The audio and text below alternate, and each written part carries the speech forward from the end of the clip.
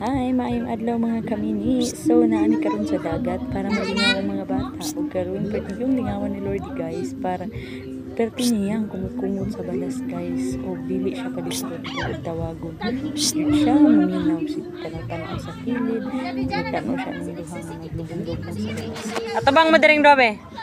Naapod ng duha ka bata. Di atubang diri ba dili man ang kana inyong tiil akong gipi ko ang naong ninyo. Dali. Tiil kay para Atubang liksi.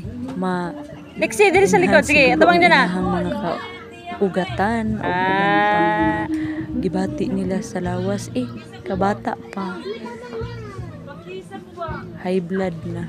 Okay, so guys, proceed na ta sa next chapter sa akong pagligo, no?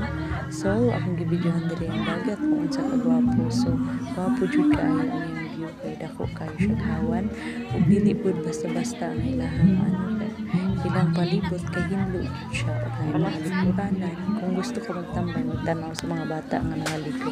Ug katulang guys, daghang salamat. Keep watching.